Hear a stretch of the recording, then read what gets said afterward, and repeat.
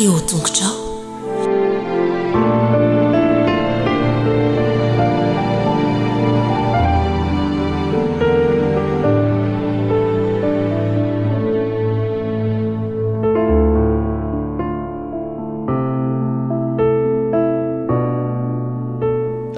Halleloia, ideran Jehovah mifoky rehetra ao eo amin'ny fivorian'ny marina sy ny fiangonan-dehibe.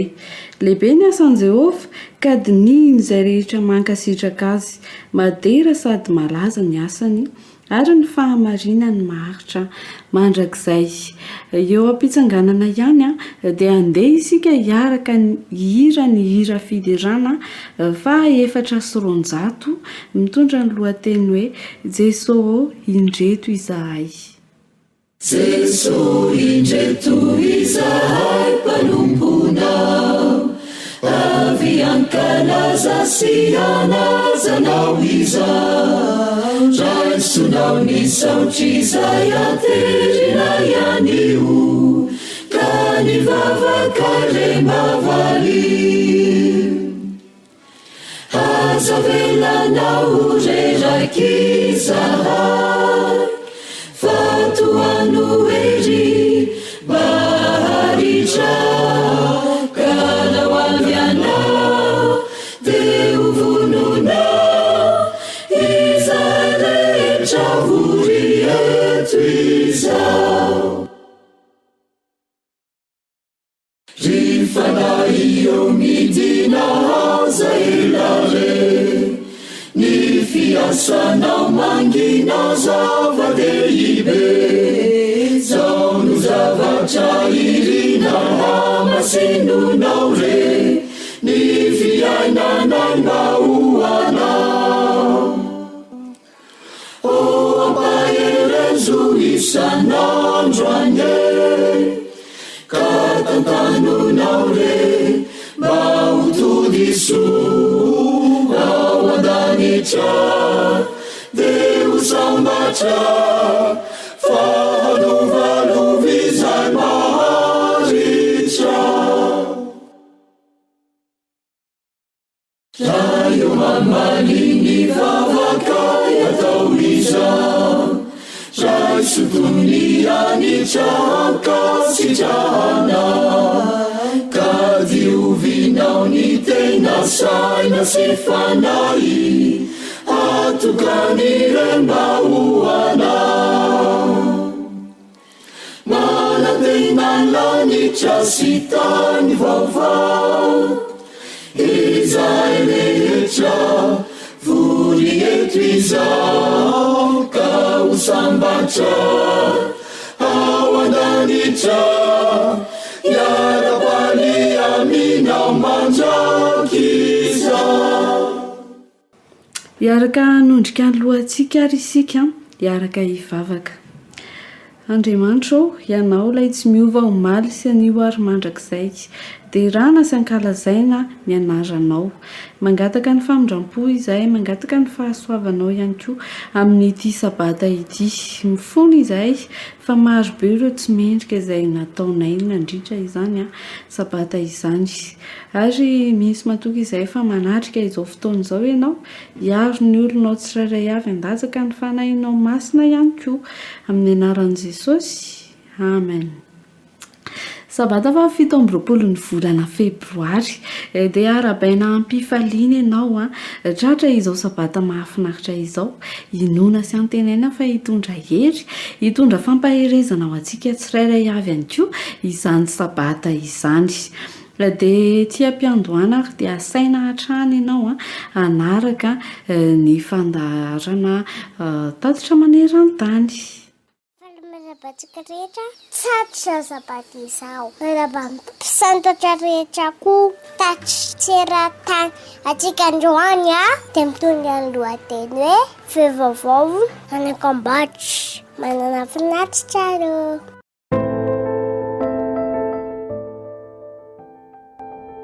Dia mandroso be mihitsy ny tanàna ny Batabanga anakambatra.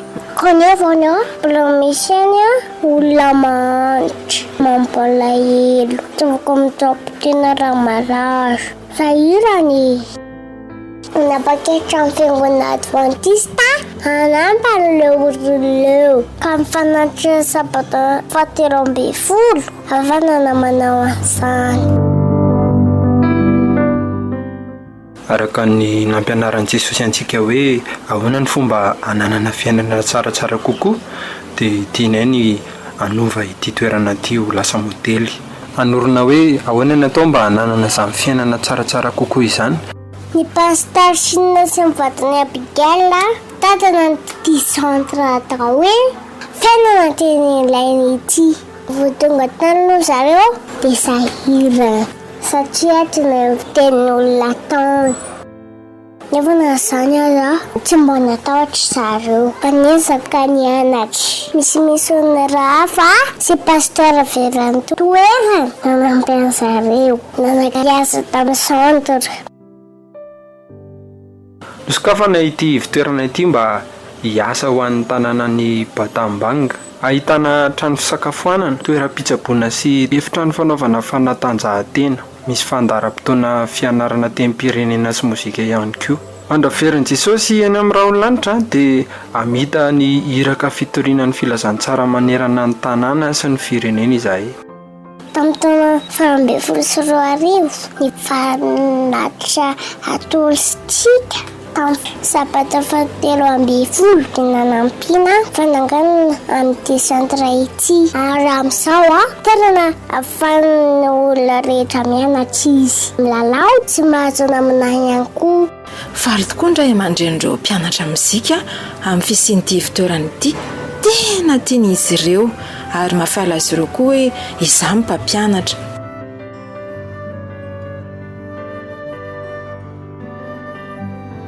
Hitan'izy ireo hoe beazina ara-kolontsaina ny zanak'izy ireo izay tsy mbola misy eto Kambodra satria ity no an'ny sekoly mampianatra mozika eto tanàna.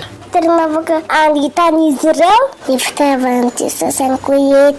Efa manomboka amin'ny fanambalana ny trano lasana misionera hitady namana ampahafantatra ny Jesosy. Fa nisokatra ny centre betsaka ny andrian'i Jesosy natao batisa ave zareo. Tena nanampy ihany koa ny asa izay natao tany.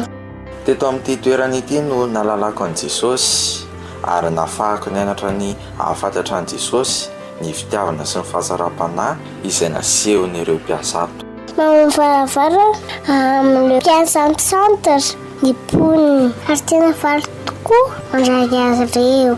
Atsika hivavaka amin'ny pastor Sina sy mivarika viny sy ireo misionera any Batambango izay miasa eto amin'ity tanàna ity. Misaotra ny amin'ny famelanao ny tetikasa toy itony ho tonga zava-misy noho ny fanolorana fanatitra isaky ny sabata 17.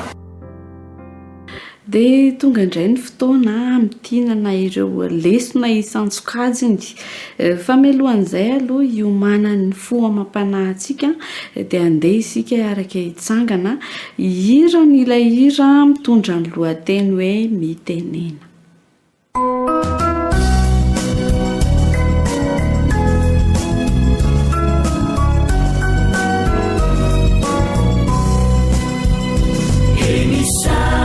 Chanao Jesu malalo Chachizao futona mamizao Yanaranai antungu chao Izahai piana chao Kuambitenenare Jesu malalo Izahai anusalana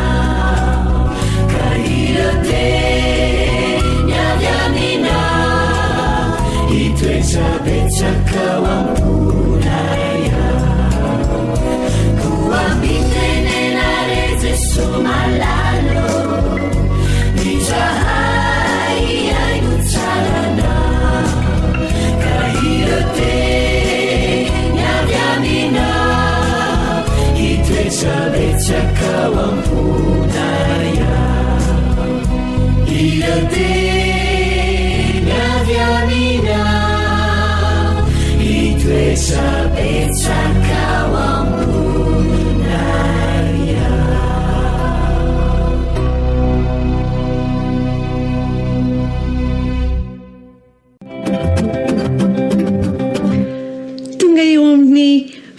fotoana ny zazaminonidray zao efa sabata fahatelo amin'ity telo volanyity indray zany zao izika fa alohan'ny anomboantsika lesina aloha dia ifampiarahaba indray tsika dia rehefa vita ny fampiarabana dia ivavaka tsika dia toizatsika ny tantara eny ary ataotsika ry fampiarahaba indray ao miaraka mihira isa 2 3 manaona falita faona ravo mahitanao manaonenao manaona toboko salama tsara ny ankizy rehetrarehetra petraka tsara eo ambony mpifonydadasineny fahamerina lesina indray tsika zao lesina fahafiry ary tsika lesina faharoa ino moa ny lohateny lesina fa efa mahay daholy i Daniela sy ny liona tsenjery miaraka mamerina ary isa 2 3 nakao an-trano ny Daniela koa intelo isan'andro izy ny vavaka averina lesina faharoa i Daniela sy ny liona tsy anjery nakao an-trano ny Daniela koa intelo isan'andro izy ny vavaka efa haitsika tsara ny tsenjery rakizy eny ary rehefa tapaka ary rakizy fa ho alatsaka ao anaty lavaka be misy liona masika be Daniela satria ny vavaka tamin'Andriamanitra dia tsy natahotra Daniela nalainy le lehilahy ratsy fanabe izy dia noentiny dia netiny teo amin'le lavaka dia nisokafany rakizy ny lavaka dia nalainy Daniela dia natsipiny tany amin'le lavaka be hozy izy le liona laminay izao Daniela kanjo rakizy naniraka anjely Andriamanitra naniraka ina hoe Andriamanitra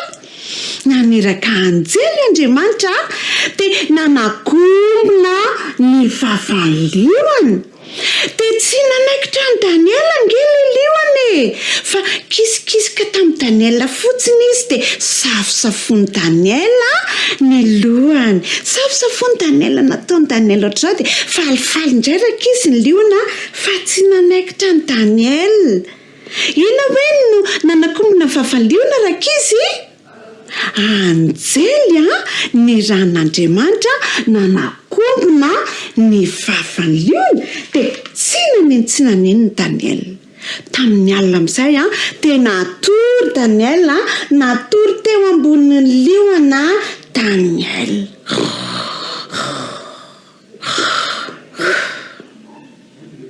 efa ilaila amin'izay maraina ny andro Daniela mifosa amin'izay fa efa maraina ny andro efa toy ny fivavahana zao dia nivo Daniela dia nandohalika izy dia nivavaka dia zao ny vavaka nataony Daniela rakizy Andriamanitra misaotra anao noho ny naniranao ny anjely iaroa misaotra noho ny fikarakaranao tiako ianao Andriamanitra amen dia nitsangany Daniela falifaly Daniela fa tsy nanina mihitsy izy andangentsika nawira anankiray momba ny Daniela rakizy Daniela natsipy tao anatin'ny lavaka dia zao le hira eno tsara ngefa ataoko dia raha mahaina reo dia efa miaraka mamerina miaraka aminao dia izoko koa miara-mihira dia dada miara-mihira neny miara-mihira ny ankizy rehetrarehetra miaraka mihira Daniela sadesa fa tsy niemotra maraina sy hariva dia io mivavaka amin'ny layray ao an-danitra zay noany sy tokiany kanjonony tady tapaka fahalatsaka ho anaty lavaka fa tsy nanena mihitsy moa Daniel fanarovan'ny anjely izany ran'Andriamanitra rakizy isika koa raha matoky ka mivavaka foana amin'Andriamanitra dia manampy Andriamanitra dia mikarakara Andriamanitra dia maniraka ny anjely Andriamanitra miaro atsika izay indray zany aloha ilay sika andrany dia amin'ny herindray mamarana ny lesontsika fa mbola tsy miala aloha fa mbola hivavaka tsika panao veloma dia mbola mihaino lesony sasabodo sy ny sasa any ankizy ary ny olon-dehibe dia endry tsara ao ary andehantsika ary alohana kombona tanana dia hivavaka misotranao izay Jesosy fa nomenao lesona mahafinaritra ampio zahay mba hatoky anao dia hivavaka isan'andro misaotra Jesosy malalo amen. Tia mifanao veloma tia mifanao veloma amin'ny herindray veloma tompoko amin'ny herindray fa mbola mihaino tsara fa mbola manao lesona soky kely bye bye. Salama avokoa ve zazabody rehetra tonga eto amin'ny anjara fotoana izay natokana ho antsika indray izao andao ary araka hivavaka akambana ny tanana ahondrika ny loha dia akipy ny maso. Jesosy zokinay misaotra anao manokana fanomenao anjara fotoana indray izay zazabodo omeo fanahy masina izay mba tonga anay ho zaza endry mihaino tsara dia makatoy ny teninao amin'ny anaran'i Jesosy amen. Tadidinareo indray ny tantarantsika tamin'ny herinan'io ilay nofon'ny mpanjaka izay nohazavain'i Daniel dia teo amin'izay fotoana izay faly ny mpanjaka fa hain'i Daniel nanazava ny nofony ny hevitry ny nofony dia nomeny toerana ambony teo amin'ny fanjakany Daniel lasa sefo ireo olon-kendry marobe tao amin'ny fanjakany Nebokadnezara Daniel tamin'izay fotoana izay anio kosa indray tsika rakizy dia mitondra ny lohateny hoe ilay laforo misy afo mirehitra ny lohateny tantara sika ilay laforo misy afo mirehitra ny tsy anjery dia voasoratra ao amin'ny Josoa 4:20 mivaky toy izao hoe anompo an Jehovah izahay anompo an Jehovah izahay. Misy safidy izay noraisiny Daniel sy ny namandray rakizy teto efa mbola tao amin'ny mpanjaka Nebokadnezara ihany zareo tamin'ny fotoana io tao an-dapan'ny mpanjaka rakizy dia rehefa nohazavain'i Daniel nofo mpanjaka izao ilay nofony hoe nanofo sary olona lehibe Nebokadnezara sary olona ngeza be lava be rehefa avy eo dia nataony olona ireo mpiara-miasa tamin'ny mpanjaka izany nataony sary vongana ilay nofon'ny mpanjaka rakizy dia nataony volamena avokoa hatrany amin'ny lohany ka hatrany amin'ny tongony na ataony volamena avokoa ilay sary nofy sary olona lehibe.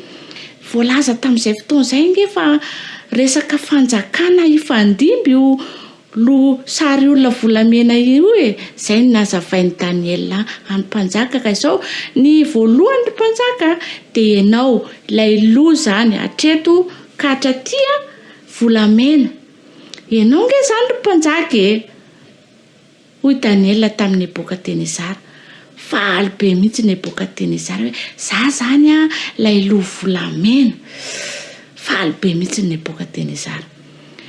Ka reto mpiara-miasa amin'reto dia nanosokevitra ny mpanjaka hoe aloha tsy ny loha ihany no atao volamena fa izy rehetra atao volamena avokoa ry mpanjaka. Eny ary hoy mpanjaka tena mety izany dia nitanterainy rakizy izany resaka ny fanaovana izany. Rehefa vita ilay sary olona volamena natsoina avokoa ny olona rehetra teo amin'ny fanjakana andeha hijery an'ilay sary olona volamena ary misy hafatra izay tiany mpanjaka Nebokadnezara ho ampitaina amin'ny olona rehetra. vory avokoa ny olona rehetra teo. Daniela sy ny namany koa mba tonga teo. Dia niantso mafy be ilay iraky ny mpanjaka hoe zao rehefa maneno ny zava-maneno dia miara-miankoka amin'ny sary olona avokoa isika rehetra. Fa izay rehetra tsy manao an'izany dia ho atsipy ao anaty laforo mamay be. Afanaina zany ilay laforo dia mafana be. Ka izay rehetra tsy miankoka mivavaka eo zany ny dikan'izany dia ho atsipy ao anatin'io laforo misy afo mirehitra be io. Na aneny tokoa rakizy ilay zava-maneno no tendreny ny mpitendry azy tao ny tsoka sodina tao ny nanao tropetra maneno mafy be tonga dia niankoka avokoa ny olona rehetra. Ny olona rehetra fa nisy tsy niankoka rakizy nisy olona tsy niankoka. Ry Daniela sy ireo namany tsy niankoka izy. Hitan'ny mpanapaka zany rakizy dia lasa izy nakeo ny azakazaka nakeo ny mpanjaka. Ry mpanjako misy zatovolahy hebreo ange tsy miankoka ao amin'ilay sary olona izay nataonao tezitra ny mpanjaka asevo makaty amiko aingana izy. Asevo makaty amiko aingana izy. Alaivo izy. Dia nalaina ry zareo nentina nakeo ny mpanjaka. Dia nanontany mpanjaka maninona ianareo ny tsy niankoka rehefa naneno ny zava-maneno. Dia namaly zareo hoe tsy ianao an'izany izay ry mpanjaka. Ho atsipy eo anatin'ny laforo misy afo mirehitra ianareo fa mamindra fo aminareo aloha amin'ity indray mandeha ity. Dia namaly zareo na dia atsipinao anaty laforo zay tsy ankoka amin'ny sary olona volamena izay ataonao ry mpanjaka. Satria izy reto nge Daniela sy namany nge mahafantatra hoe Andriamanitra irery ihany ny tokony hivavany. Dia ilay sary olona tsy Andriamanitra fa zavatra namboarin'ny Nebokadnezara sy ireo mpiara-miasa amindreo. Tsy ankoka eo mihitsy zay hoy Daniela sy ny namany. Tezitra be mihitsy nge mpanjaka nagnino an'izany. Miaramila sambory ireo dia atsipazo ao anatin'ny laforo misy afo mirehitra. Dia fatorana ny tanan'ny Daniela sy ny namany dia natsipy tao anaty laforo izy. Batainy miaramila izy tonga dia natsipy tao anaty laforo. Rehefa tonga tao anaty laforo lasa efatra nge zareo fa tsy telo tsony. Hoe gaga be mpanjaka jereo ange fangatsy anankitelo natsipitsika tao anaty laforo zareo Ieno hoy miaramila koa maninona ny efatra ry zareo jereo tsara ary le anankiray ohatra ny zanak'Andriamanitra avoay tao aingana zareo avoay tao aingana. Dia navoaka tao nasaina nivoaka tao ry Daniela. Rehefa nivoaka avy eo anaty laforo izy rakizy jerena tsy may ny volony tsy may ny akanjony dia ny fofony tsy misy fofona afo na dia kely akory aza. Gaga be indray ny mpanjaka. Gaga koa izay rehetra tao amin'ilay fety be. Tsy nisy may Daniela sy ny namany. Teto dia niaiky indray ny Nebokadnezara nanome hafatra ho an'ny vahoaka rehetra ny Andriamanitra ry Daniela, ny Andriamanitra tena Andriamanitra ny ambony ny Andriamanitra rehetra dia amin'ny Andriamanitra Daniela sy ny namany ihany hoy mpanjaka ny tokony hivavaka sika rehetrarehetra. Nanao safidy tsara indray Daniela sy ny namany. Naharovan'Andriamanitra izy ireo no safidy tsara noraisiny tsy nivavaka tamin'ny Andriamanitra tsy izy Daniela sy ny namany. Noho izany dia naharovan'Andriamanitra izy na tena tsipy ny mpanjaka tao anaty laforo misy afo mirehitra azy. Isika koa nge toy izany rakizy rehefa manao safidy tsara isika dia momba antsika Andriamanitra, miaro antsika Andriamanitra, tsy mamela antsika hoe ho irery Andriamanitra rakizy. Zao ary manaova safidy tsara ao atokantranotsika ao rakizy aza manao safidy ratsy mitahantsika Andriamanitra rehefa safidy tsara no ataontsika, fa rehefa safidy ratsy kosa no ataontsika dia malahelo angy izy, fa Satana faly be rehefa manao safidy ratsy isika ankizy. Izany ndraiky izy manao safidy tsara avokoa ny zazaboto rehetra, dia andao anao an'ilay tsy anjery araka merina isika hoe 1, 2, 3 anompo an Jehovah izahay. Bravo! Akambana ny tanana dia ahondrika ny loha dia akipy ny maso. Iara ivavaka isika. Misaotra indrindra Jesosy fa nanome lesona vaovao anay zazaboto indray ianao. Dia mangataka aminao izahay ampio izay rehetra atao tokantrano mba hainao safidy tsara toa an'i Daniel. Amin'ny anaran'i Jesosy. Amen. Dia mametraka mandra-piona ho amin'ny manaraka indray ary veloma daholo. Manahoana daholo rakizy? Mino fa salama tsara daholo ny ankizy salama tsara ihany koa dada sy neny any atokantrano any. Hianatra ny lesona indray tsika. Ny tena marina dia amerina ny lesona izay nianarantsika nandritry ny herinandro. Lesona fahafiry moa tsika izao.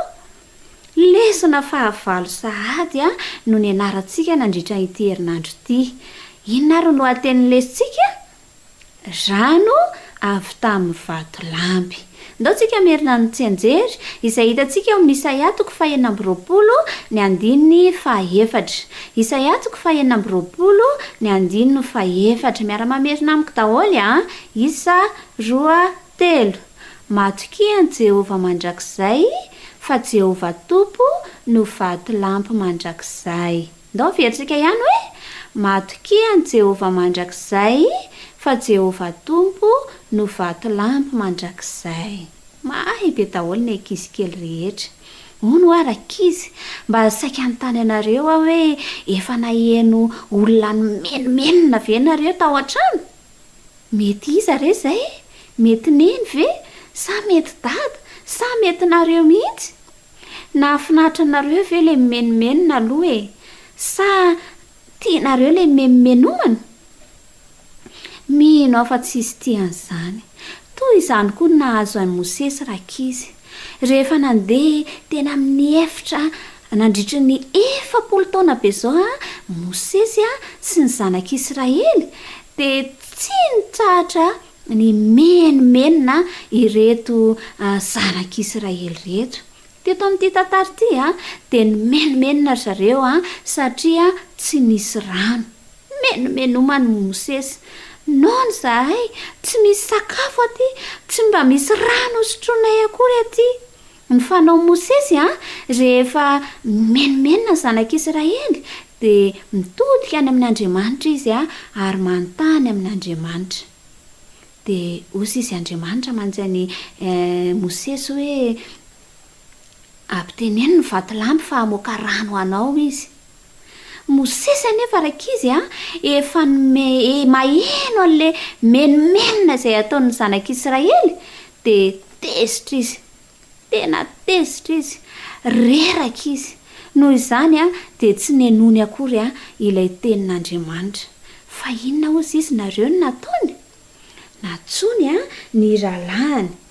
Ary rehefa niantsony ralahany izy dia satria izy tezitra dia nikapokapohany vatolampy. Namoaka rano anefa ilay vatolampy izay navoaka n'Andriamanitra tao.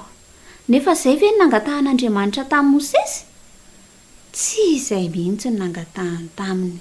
Noho izany indrindra dia hoy izy Andriamanitra hoe Mosesy sy Arona satria nareo tsy nakatony teko dia tsy afaka hita an'ilay tany izay ampanantenako anareo. Toy izay ny tantarantsika rakizy. Fa araka ny mahazatra dia anatsoaka lesona isika. Inona ny lesona hotsoahana amin'izany? Nanino ny Mosesy teto? Tsy nakatoa izy. Rehefa tsy makatoa tsika rakizy dia misy sazy izay omen'Andriamanitra na omeny neny na omeny dada tsika foana any an-trano any. Mosesy zao teto dia tsy nahita n'lay tany a izay nampanantenana ho azy. Mila makatoa foantsika ny trano any a, makatoa ny dada sy neny a, makatoa ny Jesosy a, fa azo a ilay tany nampanantenantsika raika izy dia aizy zany.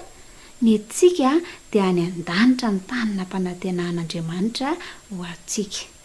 Dia makasitraka atsika ny haino hatramin'ny farany a, manantena ny ankizy rehetra mba ankizy endry a sy ho mpakatoa avokoa any an-trano any. Mirary sabata mahafinaritra ao atsika amin'ny manaraka indray. Miarabantsika tanora zandry indray ary tonga indray ny anjarantsika lesina fafity ihany koa. Andeha ary averintsika miaraka indray ny lohateny sy tsy anjery satria noko fa efa mahay be daholo. Ndao hiaraka ary. Lesina fafito, topo maso vetivety makany an-danitra. Tsy anjerintsika. Aza malahelo ny fonareo, minoa an'Andriamanitra ary minoa koa. Ao an-trano ndraiky misy fitoerana maro. Raha tsy zany dia efa nilaza taminareo aho fa andeha amboatra fitoerana ho anareo aho. Ary raha andeha amboatra fitoerana ho anareo aho dia ho avy indray ka handray anareo any amiko ary izay toerako no hitoeranareo koa. Jaonina toko 4:10 andininy voalohany ka hatramin'ny 7. Mafinaritra fa mahay tsara isika. Eny ary inona indray ara ny zavatra izay noresahantsika sy ny anarantsika nandritra iny herinandro iny. Tadidintsika tamin'ny heriny fa nasehon Jesosy any Jaona ilay toerana izay tsara indrindra izay nampanantenany fa homaniny ho antsika tsirairay. Dia taon-jato maro be taty afara indray dia tovavy anankiray indray no tiany Jesosy nanehoana an'ity fitoerana izay efa homaniny ho antsika ity. Tovavy iray izay nanolotra ny fiainany manontolo an Jesosy tsy izany fa i Hélène Harmon. Ary nasehony azy masava tsara indray tao anatin'ny fahitana ilay tanàna, ilay toerana izay nataon Jesosy hoe aza malahelo fonareo. Fa za raha andeha dia anamboatra fitoerana, hanomana toerana izay handraisana anareo ho nenana miaraka amin'ny mandrakizay.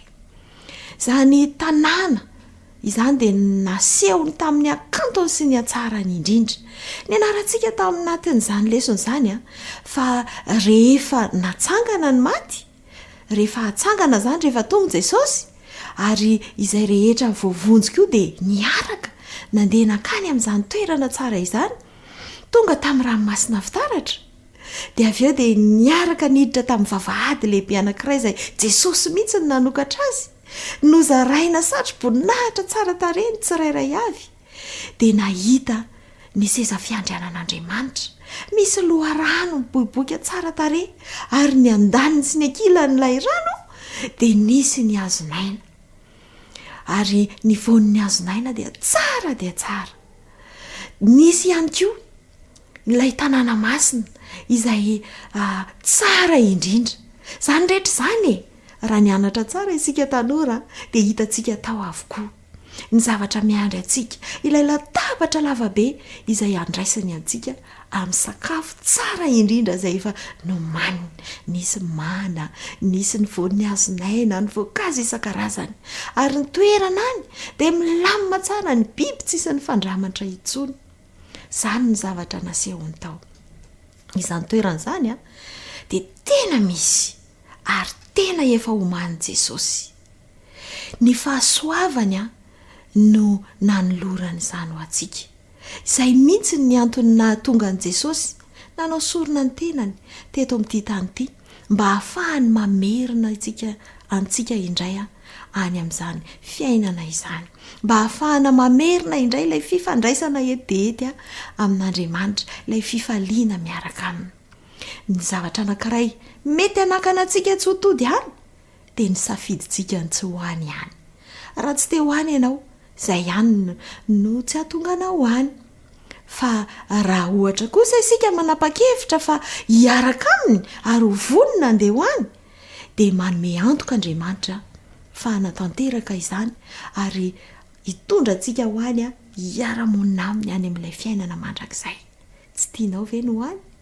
maika ho any minao fa zay fanapahakevitsika tsirairay avy a maika isika no hany andeha arytsika deny zao dia hanapa-kevitra hoe hamboatra ny fiainana hanao sitrapon'andriamanitra satria efa niteny Jesosy hoe aza malahelo ny fonareo mety be ny fahasahiranana amin'ity tany ity mety be ny olana be ny zavatra mampitomany sy manahirana dia hozy izy Jesosy hoe aza malahelo ny fonareo fa za efa nandeha any an-danitra dia manomana toerana tsara ny tsara indrindra no efa homany Jesosy atsika atao hanapa-kevitra ary ho any isika amen.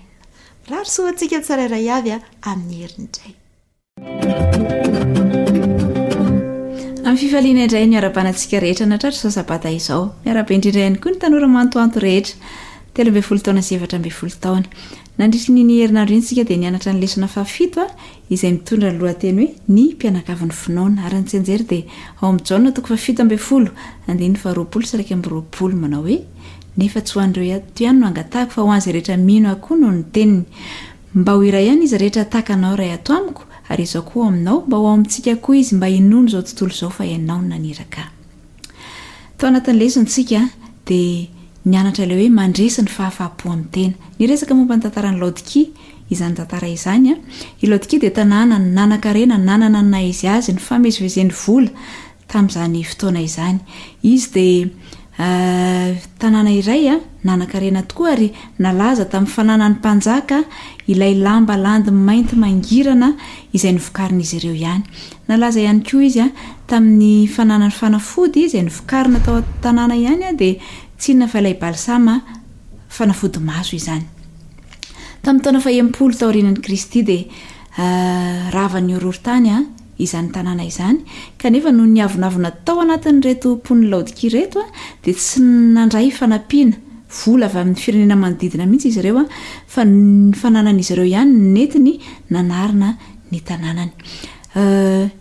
Tamin'ny taona faraparan'ny taonjato voalohany no tonga tany amin'izy ireo ny taratasy izay nosoratany Jaona men'Andriamanitra tamin'ny alalan'ny Jaona moa izany amin'ny Apokalipsy 3 ary voalaza tamin'izany fa maty izy ireo izay olana ara-panahin'ny kristiana rehetra ihany koa amin'izao fotoana izao tsy nafana fo be tamin'ny fanomponan'Andriamanitra izy ireo nefa tsy azo lazaina ihany koa enangatsika fa maty ary izay ny antony tenenan'ny Tompo hoe alohan'ny vavako ianareo fa maty dia hojerentsika rehefa avy hoe inona moa izany ny antony na tonga ilay izy hoe maty tsy inona akory fa niavonavona ny fiheverantena ho zavatra fa ndeha iverenantsika ilay lohateny inona moa ilay lohateny teo ny mpianakavin'ny finoana ao amin'ny Korintiana voalohany dia misy izao teny izao hoe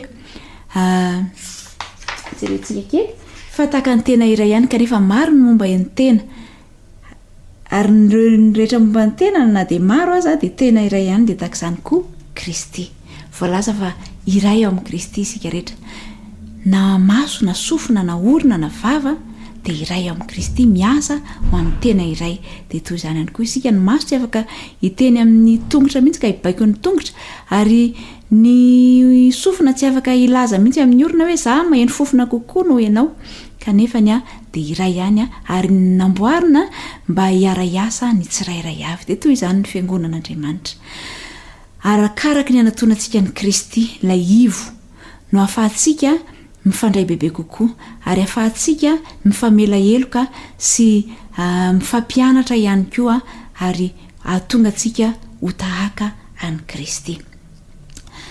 Isika dia no ariana samy manana ny fahasamihafana avy ny tsirairay avy kanefa natambatra ao anatin'ny fiangonana iray mba hampandrosoana ny asan'Andriamanitra dia anjarantsika ary izany ny manao izay azo atao amin'ny fifandraisantsika amin'ny manodidina antsika fifandraisantsika amin'ny hafa ka ahoana ny ahafahantsika manatanteraka izany voalohany dia ilana ilay avonavona izay nahazo ny fiangonan'ny Laodikia tamin'izany fotoana izany ny fiheverantena ho zavatra ny fahafapo amin'ny tena izay nitarika azy ireo ho amin'ny avonavona tanteraka dia ahoana ny fomba anaovantsika izany voalohany indrindra isa-maraina manokana fotoana ho an'Andriamanitra atao vaindondra raha ny firesahana amin'Andriamanitra ny amin'ny fiainanao manontolo azonao atao no mivavaka ho an'ny hafa kanefa ny zava-dehibe dia ianao mivavaka mba hazakanao ny toetra ny hafa aminao dia rehefa vita izay dia raiso ny baibolinao vakio misafidiana tokana ankiray ho vakiana mandritra ny tontolo ny andro iny. Dia rehefa voavakinao ny tokana ankiray dia misafidiana ihany koa andinindray mba ho ataonao tsenjery. Dia ny farany dia izao hoe manapa-hevitra ny joro vavolombelona amin'ny zavatra izay ny anaranao nandritra ny tontolo andro iny fa vonina nampy anao ny fanahin'Andriamanitra. Dia mirarisoanao ary tanora mantoanto mba haizanao miaina ao anatin'izany hoe mpianakavy ny finoana izany ka andehananao ijoro ho vavolombelon'Andriamanitra. Mirarisoa indrindra re ho amin'ny fiarahana manaraka indray. Dia faly mifanatry tava amin'ny zatovy namana rehetra indray amin'ity maraina ny sabata ity ary faly miaraba ampifaliana ihany koa ho antsika izay manaraka sy miaino ny radio Oasis ankehitriny. Amin'izao ora sy fotoana izao dia mientina indray isika ny fizaram-potoana fianarana tenin'Andriamanitra ho an'ny zatovo ka dia manasa ny zatovo namako rehetra mba anilatsofina ny amin'ny lohahevitra ho an'ny anio ary manasa antsika rehetra ihany koa izay mijery sy manaraka ny fandarana. Lohahevitra sy lohateny anankiray izay ohatran'ny mampieritreritra no ny arahana ny dinika ary arahantsika mamerina dia ilay manao hoe ny andro nandehanan'ny devoly tany am-piangonana. Averiko ilay lohateny, ny andro nandehanan'ny devoly tany am-piangonana. Mampieritreritra ilay lohateny. Aka izany ny devoly koa dia naka any am-piangonana. Fiangonana moa zany izao mikatona dia makaiza zany izy fa tsy izay fanontaniana izay no valitsika fa hay ve ny devoly koa ka makany am-piangonana e. Zao ny zavatra nisy tokoa mantsy ao amin'ny Marka 1:17. Marka 1:17 aminaran'i Jesosy. Dia gaga ny olona rehetra ka ny fanontany hoe manao ahoana re izao zavatra izao. Fampianarana vaovao misy fahefana izao. Fa fanahy maloto aza no didiny ka dia manaiky azy. Tamin'ity sabata indray mitoraka ity dia tonga tao am-piangonana Jesosy. Aika tao am-piangonana tao dia nisy olona hitoerany fanahy ratsy. Nisy demoniaka, nisy devoly tao am-piangonana. Ary io devoly io dia paka ao am-piangonana isaky misy fitaovam-pivavahana ary dia mipetraka tsara eo amin'ny dabilio. Mivavaka toy ny olona rehetra. Ary ny olona tsy mahafantatra hoe devoly ange io. Fa tamin'ny fotoana izay nahatongavan'i Jesosy tao am-piangonana no nahafantarana fa haikay ilay devoly dia tonga ao am-piangonana foana isaky misy fiaraha-mivavaka. Mampieritreritra izany. Vao nanomboka ny toriteny dia taitra ilay devoly. Ary ny teny izy nanao hoe rehefa mijery ny tontolon'ny tantara zany tsika hoe aninona ty sahady ianao Jesosy ianao ve andripaka anay sahady nefa mbola tsy tonga amin'ny fotoana tonga dia nangoritsina izy satria ny toriteny izay nataon'i Jesosy dia toriteny misy fahefana. Tenin'Andriamanitra izay toriana misy fahefana ary nahagaga ny olona rehetra. Izay zany dia afatra voalohany manokana ho an'ny mpitory ny filazantsara sy ny mpitarika fiangonana. Ny tenin'Andriamanitra tena izy dia misy fahefana. Manova ary na ny devoly aza dia tsy tafapetraka fa mivoaka. Ary tsy afaka miverinao intsony satria efa fantany fa ilay tenin'Andriamanitra izay lazainao amin'ilay fiangonana dia misy fahefana ka tsy tonga ao intsony izy fa voeny ambaravarana izy dia miverina.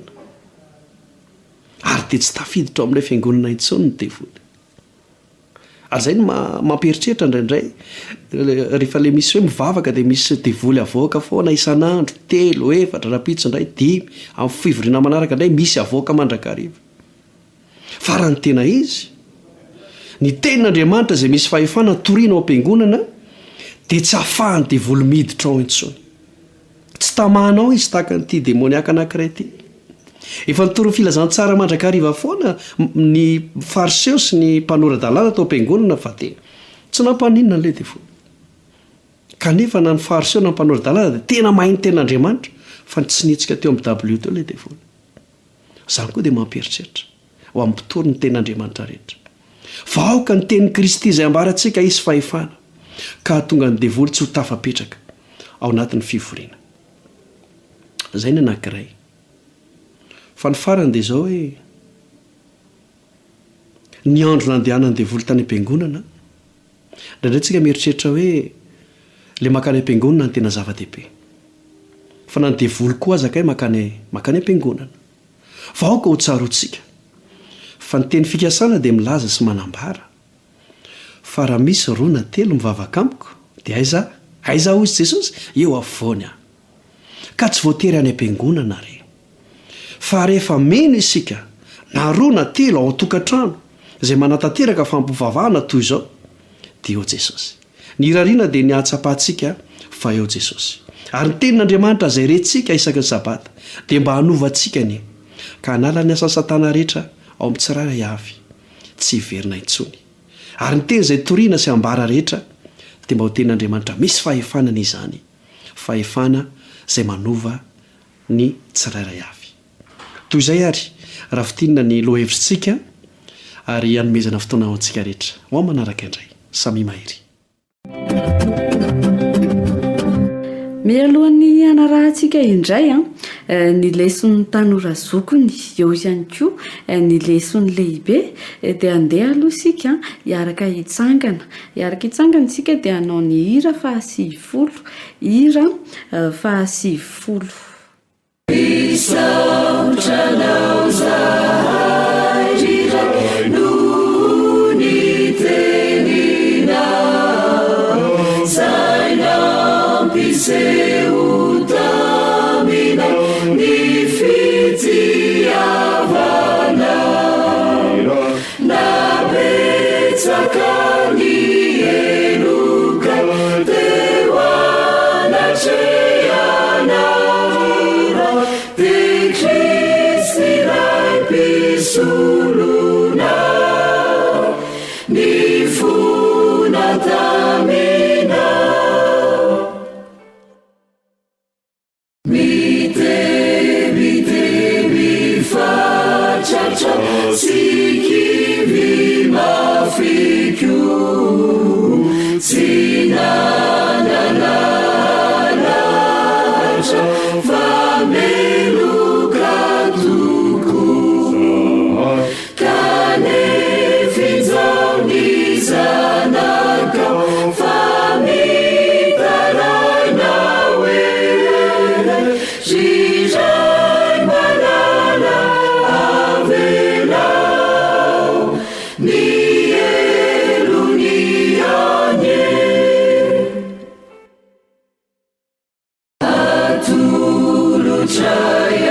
Sitrapu apitiavana nifuna sinisainaku kazalavina nisitrapu sididina nuankatwavina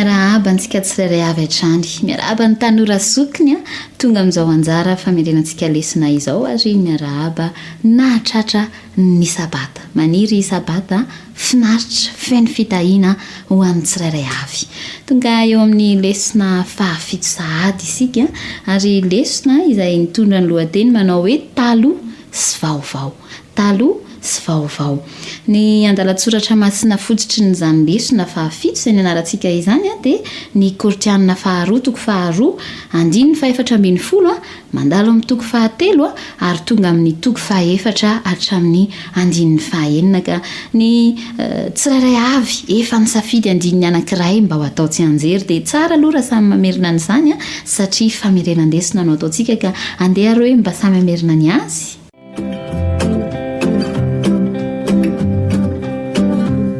zay eny ary lohahevitra 7 manao hoe taloha sy vaovao araka ny efa ny anarantsika hatrany ampiandohany zao loha hevy dehibe hoe mamantatra ireo fanekena ao anatin'ity telo volana faharoa ity zao dia hoe Andriamanitra tena nanao fanekena tamintsika olombelona fa isika kosa niodina nanoloanan'izany ary nanoloanan'izay koa nefa ny dia tsy hoe navelan'Andriamanitra tamin'izao ny toejavatra ka nafoiny tany isika na dia tao anatin'ny fahotana ara fa no avaozin'Andriamanitra ny fanekeny ary izay no natonga n'ilay anarana ho lasa minisy hoe taloha sy vaovao dia ambaran'ny soratra masina araka ny taridalana izay raha niarahantsika nianatra fa manana toetra fototra ara-panahy iraisana ny fanekena taloha sy ny fanekena vaovao dia ny fanekena taosinay zany sy ny fanekena vaovao ara-tantara ary filazantsara iray ihany notoriana izy roa dia miankina amin'izay havalitsika ny filazantsara no hamaritana ny fanandramantsika na hoe araka ny fanekena taloha izany hoe mandahan'le izy na hoe miaina ihany fa hivelavelany fotsiny ihany na fanandraman'ny fanekena vaovao dia ny fandraisana n'ilay izy ampinoana ary ny fankatoavana azy ka manoloana an'izay Satana dia miezaka foana ny ampivilany saitsika ary Satana dia manisy fisalibonana mihitsy anakona ny masontsika tsy ahitantsika ny fahazavan'Andriamanitra ary manadoto ny saitsika mihitsy izy ary rehefa ny anarantsika nefa ny lesona dia hitantsika mazava tsara tao ary tokony ho tsaroantsika tsara fa tsy Andriamanitra mihitsy ny nametraka ny fisalibonana izay manarona antsika fa Satana ary araka ny voalazan'ny Paoly moa zany amin'ny anazavany antsika dia hoe tsy maneho ny fanekena taosinay na ny sabata zany ilay fisalibonana ny resahana tao anatin'ny lesona hoe manakona ny maso fa maneho kosa ny fanajambany Satana ny olona amin'ny alalan'ny tsy finoana ary ny tanjony amin'izany dia mba tsy ahitantsika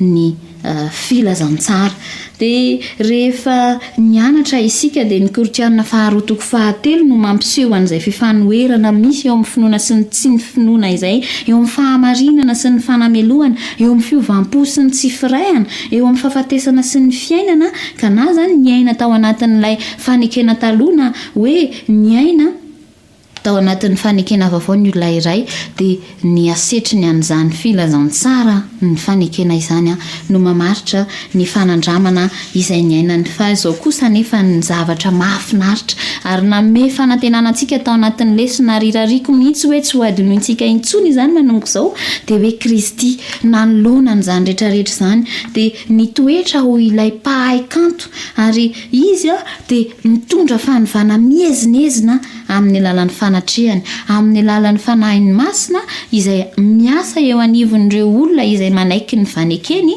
sy ao anatin'ireo olona dia izasenao izay manaky an'izany ka izao anefa ny hoe tsy antery anefa no anaovan'i Kristy ilay tompontsika izay mpahay kanto an'izany fanovana izany ary fanovana goavany tena hoe opération mihitsy eo amin'ny fiainantsika tsy antery ny anaovany an'izany fa izao ny takina amiko sy aminao nefa hoe rehefa mijery sy mibanjina ny Kristy hatrany isika ka manokana fotoana andinihana ny teny ny arivavahana sy fandraisana amin'ny mandraka ariva anaovana ny asany izarana ny mahakasikazy amin'ny hafa dia izay no anafaka antsika ka hanovan'ny Kristy antsika dia iseho amin'izay izay tena toetra antsika tokony ho izy dia ny toetra izay miamitovy amin'ny toetra ny Kristy bebe kokoa hatrany ary toetra endrika izay feno voninahitra satria avy amin'ny voninahitra ho amin'ny voninahitra dia anatombo voninahitra isika ka izany asa kanto miezineziny fanovana goavana izany no ireny Kristy atao amiko sy atao aminao dia andeha isika mba hananantsika fiadanana ao amin'ny Kristy mba hitoerantsika ka hitombontsika ao aminy dia hiamanam-pitoviana aminy ka rehefa ho avy izy dia izay mitovy aminy no raisina any amin'ny fiainana mandrakizay dia andeha hitoetra sy hitombo amin'ny finoanan'i Kristy amin'ny fankatoavana ny teny izay omeny antsika ka hianarantsika isan'andro ary ho arahantsika izay hitarihany antsika avy amin'ny fanahin'ny masina. Andriamanitra ne ampitoetra an'izany ao anatiko sy ao anatinao isan'andro isan'andro ary ny fiadanam-po avy amin'ny Kristy ane ho ampitoeriny ao amintsika tsirairay avy amin'ny fotoana rehetra ihany koa dia mirary sabata feno fiadanana avy amin'ny Kristy ho an'ny tsirairay avy ary maniry hatrany ihany koa fiarah-mianatra ahitana fitombona hatrany ao aminy ho amin'ny fiarah-mianatra manaraka indray ho an'ny tsirairay avy ihany koa ka samy ary tahin'Andriamanitra dia mandra-piona indray. misaotra an'andriamanitra be dehibe isika rehefa malala noho ny fitahiny antsika andray tonga ao anatin'izao fotoana ny lesony sekoly sabata ho an'ny lehibe izao isika ny famotinana no atrehantsika ankehitriny dia ny lesona fahafito izany mitondra ny lohateny hoe ny fanekena tao Sinay. Mialohan'ny idirantsika zany amin'ny fanasongadinana reo dehibe tao anatin'ny lesona fahafito iny andeha aloha hivavaka isika. Raha ny masina tsara indrindra izay ny an-danitra misaotranao izay no ny fitahinao anay ahafahanay manana izao fotoana izao mbola ianaranay ny teninao izay nodinianay nandritra ny herinandro ho anay ny fananao masina mba hampianatra anay sy hampahery anay ahafahanay mahatsapa ny fitiavanao anay amin'izany famonjena izany amin'ny anaran'i Jesosy Kristy Tompo no hanonanay ny vavaka. Amen. Ny lesona fahafito ao anatin'ilay lohahevitra lehibe aloha mandritra ny 3 volana faharoa fanekena mandrakizay. Lesona fahafito dia mitondra ny lohateny hoe ny fanekena tao Sinay. Ny fanekena tao Sinay. Tadidinao ve ny toko sy andinina natao tadina natao tsy enjery zany Exodus toko 10 dia ny andininy 4. Exodus toko 10 dia ny andininy 4 manao hoe ianareo efa nahita izay nataoko tamin'ny Egiptianina sy izay notondrako anareo tamin'ny elatry ny voromahery ary napaka nesako anareo ho aty amiko. Exodus toko 10 ny andininy 4 no misy an'izay toko sy andininy natao tadiana izay. Ny lesontsika nandritra herinandro zany dia nifantoka bebe kokoa tao am-bokin'ny Exodus. Dia ny Exodus toko 7 hatrany amin'ny Exodus toko 4. Ao anatin'izao famitinana izao ary dia hamaly fanontaniana 3 lehibe isika. Ny voalohany amin'izany fanontaniana izany dia ny hoe inona moa no fanoharana nampiasain'Andriamanitra hanehoany ny fifandraisany tamin'ny Israely. Izay ny fanontaniana lehibe voalohany. Ny fanontaniana lehibe faharoa hitadiavantsika valiny dia ny hoe inona no ifandraisan'ny fanafahana nataon'Andriamanitra ny zanak'Israely tany Egipta sy ny famonjena ny zanak'olombelona amin'ny ankapobeny. Ary ny fizarana fahatelo farany dia ny hoe inona ny zavatra nokendren'Andriamanitra tamin'ny fanekena natao tao Sinay. Jerentsika ry aloha ny fizarana voalohany. Inona no fanoharana nampiasain'Andriamanitra hanehoany ny fifandraisany tamin'ny Israely. Raha tadidinao tsara dia nisy teny anohatra anankiroa nalaina avy ao amin'ny tenin'Andriamanitra. Ny Exodus toko 10 andininy 4 ny anankiray ary ny Deuteronomia toko 1 andininy 20 hatramin'ny andininy 130 anankiray. Ny sary anohatra voalohany amin'ireo toko sy andininy ireo dia mampiseho an'Andriamanitra tahaka ny voro mahery. Ilay voro mahery mibaby ny zanany ao an-damosina. Ilay voro mahery mitaiza sy manazatra ny zanany. Ilay voro mahery miahy ny zanany. Dia ao amin'ilay teny anohatra faharoa, sary anohatra faharoa dia mampiseho kosa an'ilay ray tsara fanahy. Tahaka ny ray tsara fanahy amin'ny zanany izay mihevitra azy, mikarakara azy, miaro sy manohana azy. Dia miseho amin'ireo sary anankiroa ireo zany Andriamanitra tamin'ny fitantanany Israely.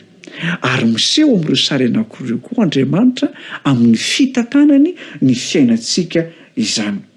Andriamanitra ilay voro mahery, ilay lehibe sy matanjaka afaka miaro sy miahy ny zanany. Andriamanitra ilay ray tsara fanahy mikarakara ny fiainantsika isanandro ary manomana ny famonjena lehibe ho antsika.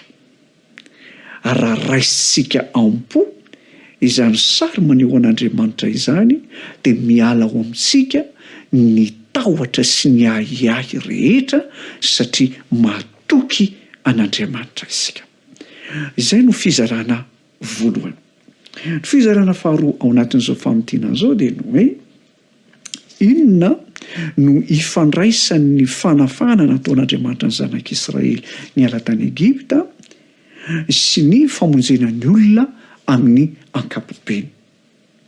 Ampatsahivitsika aloha ny vaky teny ao amin'ny Exodosy 9 dia ny 9 ka hatramin'ny 7. Exodosy 9 dia ny 9 ka hatramin'ny 7 amin'ny anaran'i Jesosy. Izao no teny voasoratra: koa lazao amin'ny zanak'Israely hoe, izaho no Jehova, ary hitondra anareo hivoaka ho afaka amin'ny fanompoana mafy amin'ny ampanovin'ny Egiptiana anareo aho, ka hanafaka anareo amin'ny fanompoana azy, ary sandry ahitsitra sy fitsarana lehibe no hamonjeko anareo. Dia alaiko ho ahy anareo ho oloko, ary ho Andriamanitrareo aho. Dia ho fantatrareo fa izaho Jehovah Andriamanitrareo, izay mitondra anareo mivoaka ho afaka amin'ny fanompoana mafy ampanaoviny Egiptiana anareo. Amin'ny toko sy andininy io zany dia tena maneho ny tenany mihitsy Andriamanitra fa izy no mpitondra sy mpanafaka ny zanak'Israely amin'ny fanandevozana. Ao amin'ny Exodosy 7:15, Exodosy 7:15 dia milaza Andriamanitra fa idina izy hanafaka ny zanak'Israely any Egipta. Eo amin'izay zany no voalintsika ilay fanontaniana hoe inona zany no ifandraisan'izay fanafahan'Andriamanitra, ny fidinan'Andriamanitra tany Egipta nanafaka ny zanak'Israely sy ny famonjena antsika zanak'olombelona. Andriamanitra ry havana dia any an-danitra izy, ary isika dia ety an-tany. Koa amin'ny alalan'ny fidinan'Andriamanitra ety an-tany irery ihany no ahafahana mamonjy antsika ho any amin'ilay tany nampanantena iny, dia ny fiainana mandrakizay izany mampahery ary tena mahafinaritra ny mahafantatra izany hoe Andriamanitra midina eo amin'ny toerantsika mba hamonjy antsika izay. Nidina tety an-tany Andriamanitra ary tamin'ny alalan'i Kristy tonga nofo. Ary eo amin'ny fiainantsika andavanandro ihany koa aza dia mbola afaka midina eo amin'ny fiainantsika izy mamonjy antsika amin'izay mety fahasahiranantsika. Ny fizarana fahatelo farany ao anatin'izao famotinana izao dia ny hoe fa inona moa zany ny zavatra nokendren'Andriamanitra tamin'ny fanekena tao a Sinay izany.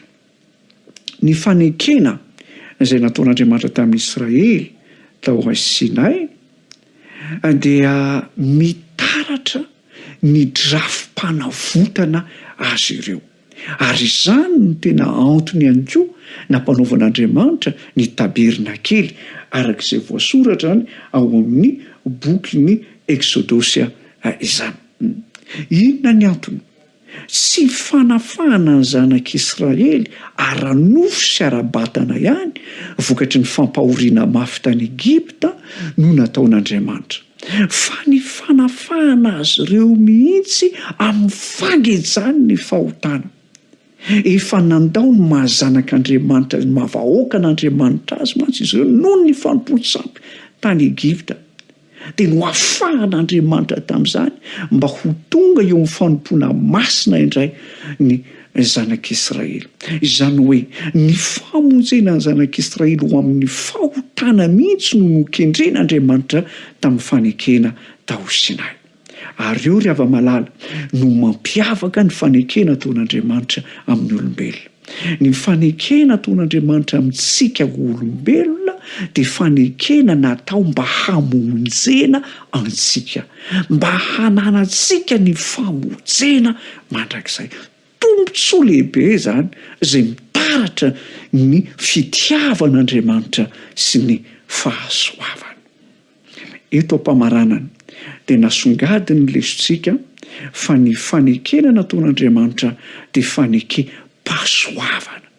Amin'ny alalan'ny fahasoavana no amonjena antsika, ary amin'ny alalan'ny finoana irery ihany no amonjena antsika fa ny fahasoavana sy ny finoana omen'andriamanitra antsika kosa nefa dia mitarika antsika eo amin'ny asa sy ny fankatoavana izany hoe izay mino mba ho vovonjy dia makatoa an'andriamanitra ihany koa izy ka tsy azo sarahana zany ny finoana sy ny fankatoavana ao anatin'izay asa sy fankatoavana izay ihany koa nefa no tokony aneketsika ny fiarah-miasa amin'andriamanitra dia nitoritsika ny filazantsara ny famonjena ho amin'izao taranaka ankehitriny misy antsika izao.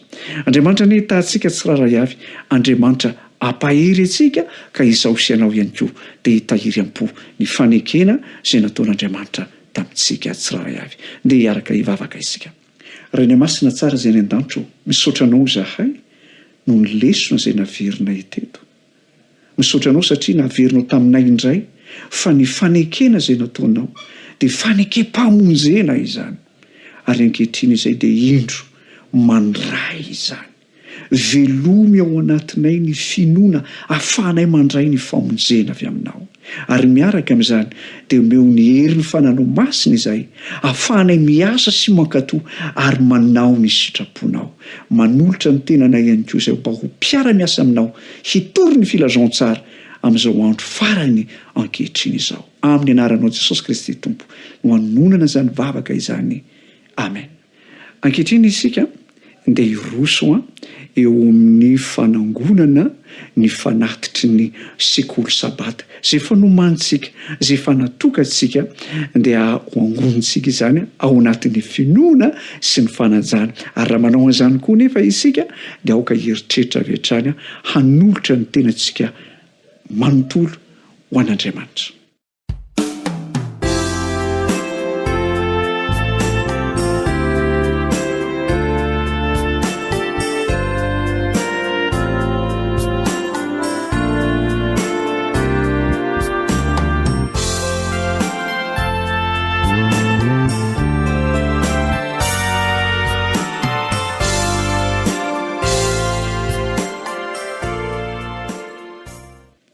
Sotra sy mankasitraka anao ny amin'ny fanatanteranao izay fanangonana ny fanatitry ny sekoly sabata izay amin'ny toerana izay misy antsika ao anatin'izao ora sy fotoana izao. Dia ary aloha hivavaka amin'Andriamanitra isika. Sotra anao izay Andriamanitra noho ny fitahiana sesehena izay nomenao anay. Mety tsy ho tsapanay ny akamaroany izy ireny. Midera sy mankalaza anao izay noho izany. Te ho mpiara-miasa aminao izay koa ankehitriny dia manolotra ho am-pialantananao ny fanatitra entina manohana ny asa fitoriana ny filazantsara manerana izao tontolo izao. Io izany mba havita be eo amin'ny asanao. Tehirizo mandrakariva ihany koa izay amin'ny fitiavana manome ny mpiarabelona ary fitiavana manohana ny asanao. Amin'ny anaran'i Jesosy Kristy Tompo. Amen. Izay no fotoanan'ny sekoly sabata tamin'ny tsy androany ty. Mankasitraka be dehibe anao isika mianakavy nanaraka an'izany hatramin'ny farany ho terizin'Andriamanitra ao anatin'ny finoanana isika mba tsy ho adinontsika ihany koa ny mianatra ny tenin'Andriamanitra isanandro indray amin'ny herinandro izay ho avy tsy ho ela intsony izany. Samy ho tain'Andriamanitra veloma tompoko.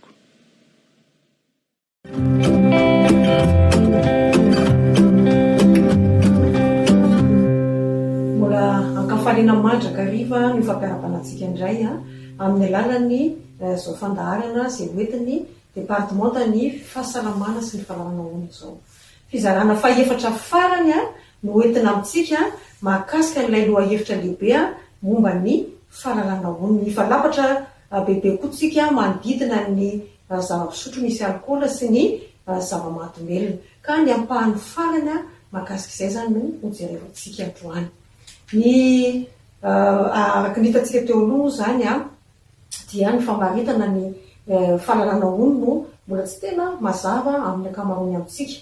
Ka ny androany dia ho hitantsika fa ny atao hoe fahalalana ono dia tsy fifadiana fotsiny zany ny zava-pisotro mahamamo sy ny zava-mahadomelona izay manimba ny fahasalamantsika fa koa fampiasana amin'ny antonony ireo zava-mahasoa ho an'izany fahasalamantsika izany.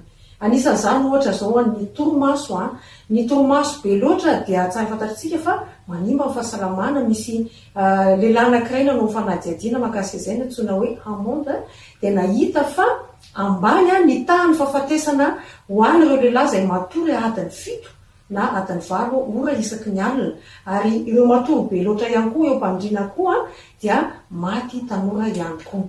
Raha ny taramasoandro izay fantatritsika amin'ny fitondrany ny vitamina A, loharan'ny vitamina A, dia raha tafahoatra koa izy io dia mahatonga ny homamiadana. Ny fampiasam-batana atsika izay tia manao fampiasam-batana dia mahasoa ny vatana ny fanatanjahantena amin'ny antonony, fa raha tafahoatra sy mahavizana tanteraka amin'ny vatantsika izy io dia mitondra tsy fahasalamana. Ny firaisana ranofo, ity fanomezana sarobidy men'Andriamanitra ity dia maro amin'ny zanak'olombelona no tsy mahalala ony ihany koa aminazy ity. Ny sakafo izay ekena fa tena ilaina ho an'ny fahasalamana, ka raha tsy mahalala ony koa dia mitarika ny fahatavezana tafahoatra ra obésité amin'ny fiteny vahiny, na koa na ny fameterana azy tafahoatra koa dia mitarika ny tsy fampindro singa izay ilain'ny vatantsika zany.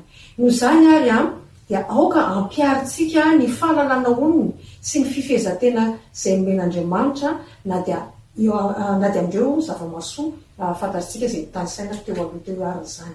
Ilain'Andriamanitra nary atsika dia manery atsika mandrakariva ny salama, ary noho izany zany dia tsy tokony ampidirana zava-pisotro mahamamo sy ny zava-mahadomelona ao anatin'ity tenantsika ity, fa dio ary manomboka na mikasika ny sigara, ny paraka, rehefa mety ho zava-pisotro misy alcool na koa rehefa mety zava-mahadomela hafa izany. Raha ohatra raha to ka fa anatin'izany moa ianao dia manasa anao ankehitriny mba ampijanona izany tanteraka. Ny baiboly moa dia manome ny tsiambaratelo amintsika ny amin'ny fiainana tsy misy zava-mahadomela sy zava-pisotro misy alcool, araky ny voalaza amin'ny Filipiana 4:2 ny 5:5 zany tsiambaratelo zany amin'ny anaran'i Jesosy. Aoka ho aminareo izao saina izao izay tao amin'ny Kristy Jesosy koa. Hitantsika amin'izany fa ao amin'i Jesosy Kristy rehady ny vahaolana. Ny fahalalaonina marina zany arak'izany rehetr'izay dia mampianatra atsika hifahatanteraka izay tsy mahasoa, fa mampiasa amin'ny antony kosa ireo zavatra mahasoa ho an'ny fahasalamantsika. Mampanantena fahombiazana atsika ilay Andriamanitra be fitiavana amin'ny zavatra rehetra, anisan'izany ny ahafahana miaina fiainana ara-pahasalamana, araka ny voasoratra ihany koa ny Filipiana 4:13 manao hoe mahay ny zavatra rehetra ao amin'ilay mampahery, ao amin'i Jesosy Kristy dia haitsika voafehy avokoa izany rehetrarehetra izany. Ka dia ny faniriana dia ahitandrina ny fahasalamantsika isika amin'izay lafin'izay ihany koa. Amen.